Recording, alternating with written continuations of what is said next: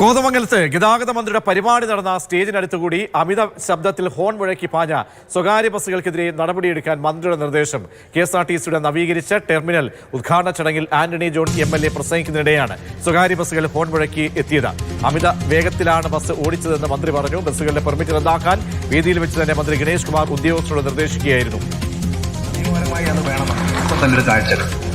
മാധ്യമങ്ങൾ അതിനെ എങ്ങനെ വളച്ചൊടിക്കുന്നത് കരുതില്ല. ഞാനിവിടെ ഇരിക്കുമ്പോൾ ഒരു പ്രൈവറ്റ് ബസ് ബഹുമാനപ്പെട്ട MLA പ്രസംഗിച്ചുകൊണ്ടിരിക്കുക 15 വരുമെന്ന് അദ്ദേഹം വിചാരിച്ച്.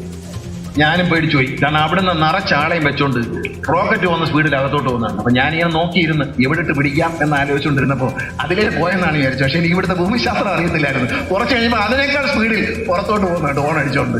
ഇതിനകത്ത് ഇത്രയും ഹോൺ അടിക്കേണ്ട കാര്യം എന്തൊരു ബസ് സ്റ്റോപ്പല്ലേ, ബസ് സ്റ്റാൻഡിനകത്തല്ലേ?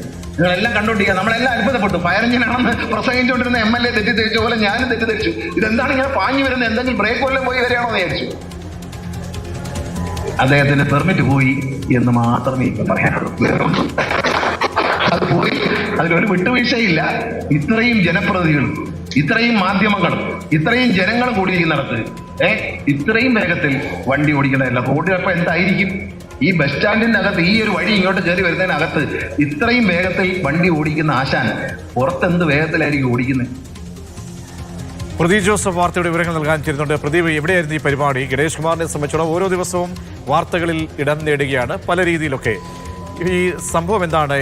ഹോൺ മുഴക്കി പാഞ്ഞതുമായി ബന്ധപ്പെട്ടതിലെ വാസ്തവം എന്താണ്? മന്ത്രി തന്നെ പറയുന്നു അമിത വേഗത്തിലുമായിരുന്നു ഉണ്ടായിരുന്നതെന്നും പറയുന്നുണ്ട്. കടുത്ത നടപടി കൂടി നിർദ്ദേശം വരുമ്പോൾ പ്രജിഷ്, കോതമംഗലത്ത് KSRTCയുടെ ടെർമിനൽ ഉദ്ഘാടന ചടങ്ങായിരുന്നു ഇതിന്റെ വേദി എന്ന് പറയുന്നത്. ആന്റണി ജോൺ MLA പ്രസംഗിച്ചുകൊണ്ടിരിക്കുന്നതിനിടെയാണ് രണ്ട് സ്വകാര്യ ബസ്സുകൾ വലിയ ശബ്ദത്തിൽ ഹോൺ മുഴക്കി എത്തിയത്. അല്പം കൂടിയ വേഗതയിലായിരുന്നു അവ വന്നിരുന്നത് എന്ന് പറയപ്പെടുന്നു. എന്തായിരുന്നാലും ഗതാഗത മന്ത്രി വേദിയിലിരുന്ന് തന്നെ ഇത് ശ്രദ്ധിച്ചു. ആന്റണി ജോൺ MLA പ്രസംഗിച്ചു കഴിഞ്ഞപ്പോൾ അദ്ദേഹം അവതാരകയുടെ കയ്യിൽ നിന്ന് ബൈക്ക് വാങ്ങി ആ ഹോൺ അടിച്ചെത്തിയ ബസ്സുകാരെ ഇങ്ങ് പിടിച്ചേക്ക്, ഇതിനൊക്കെ നിയമപരമായ നടപടി തന്നെ വേണമെന്നായിരുന്നു പറഞ്ഞത്. പിന്നീട് പ്രസംഗത്തിൽ അദ്ദേഹം ഇക്കാര്യം കൂടുതൽ വിശദീകരിച്ച് പറഞ്ഞു. ഒരു ഫയർ എഞ്ചിൻ വരുന്നുവെന്നാണ് MLAക്ക് തോന്നിയതെന്നാണ് അദ്ദേഹത്തിന്റെ ശരീരഭാഷയിൽ നിന്ന് താൻ മനസ്സിലാക്കുന്നത്. തനിക്ക് എന്തായിരുന്നാലും തോന്നിയത് അങ്ങനെയാണ്. ഇത്രമാത്രം വലിയ വേഗത്തിൽ, ഇത്ര വലിയ ശബ്ദത്തിൽ ഓണടിച്ച് ഇത്ര കൂടിയ വേഗതയിൽ ഇതിനെ പോകേണ്ട ആവശ്യമുണ്ടോ? ഇതൊരു ബസ് സ്റ്റാൻഡും അതിനോട് ചേർന്ന പ്രദേശവുമല്ലേ?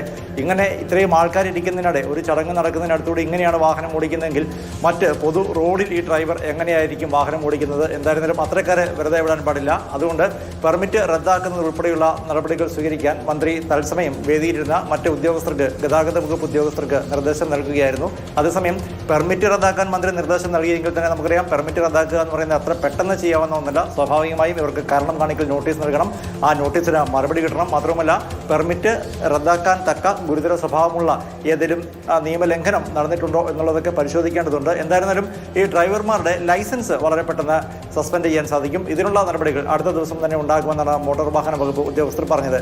കഴിഞ്ഞ ദിവസമാണ് ഓടിക്കൊണ്ടിരുന്ന KSRTC ബസ്സിൽ മന്ത്രി മിന്നൽ പരിശോധന നടത്തി ബസിന്റെ മുൻഭാഗത്ത് കുടിവെള്ള കുപ്പികൾ ഇട്ടിരുന്നതിന് ഡ്രൈവർക്കും കണ്ടക്ടർക്കുമെതിരെ ശിക്ഷണ നടപടികൾ പ്രഖ്യാപിച്ചത്. അതുപോലെ തന്നെ മോട്ടോർ വാഹന വകുപ്പിന്റെ വാഹനങ്ങൾ ഫ്ലാഗ് ഓഫ് ചെയ്യുന്ന ചടങ്ങിൽ ആളുകൾ കുറഞ്ഞുപോയി എന്നും മറ്റും കണ്ട് ആ ഫ്ലാഗ് ഓഫ് ചടങ്ങ് തന്നെ വേണ്ട എന്ന് വെച്ചത്. അതിന് പിന്നാലെയാണ് ഇപ്പോൾ വേദിയിൽ തന്നെ ഇത്തരത്തിലൊരു തത്സമയം ഒരു ആക്ഷൻ ഗതാഗത മന്ത്രിയുടെ ഭാഗത്ത് നിന്ന് ഉണ്ടായിരിക്കുന്നത്. ശരി, പ്രദീപ് ജോസഫാണ് വിവരങ്ങൾ നൽകിയത്. സർക്കാരിന്റെ അങ്ങനെ അവസാന കാലത്തെ വാർത്തകളിൽ നിറയുകയാണ് KB ഗണേഷ് കുമാർ. അതോ ഇനി വാർത്തകളിൽ നിറയാൻ വേണ്ടിയാണോ എന്നും അറിയില്ല. ഇത്തരത്തിൽ ഹോൺ അടിച്ചുകൊണ്ട് മുഴക്കിക്കൊണ്ട് പോകുന്ന ഒരു സംഭവം ശ്രദ്ധയിൽപ്പെടുമ്പോൾ കടുത്ത നടപടിക്ക് അതിൻ്റെ കാര്യകാരണ സഹിതമുള്ള നടപടിക്രമങ്ങൾ ഉണ്ട്. അതൊന്നും സ്വീകരിക്കാതെ പൊടുന്നനെ ഒരു ഈ പെർമിറ്റ് റദ്ദാക്കൽ നടപടിയിലേക്ക് പോകുന്നു എന്നത് അല്പം ആശ്ചര്യപ്പെടുത്തുന്നതാണ്.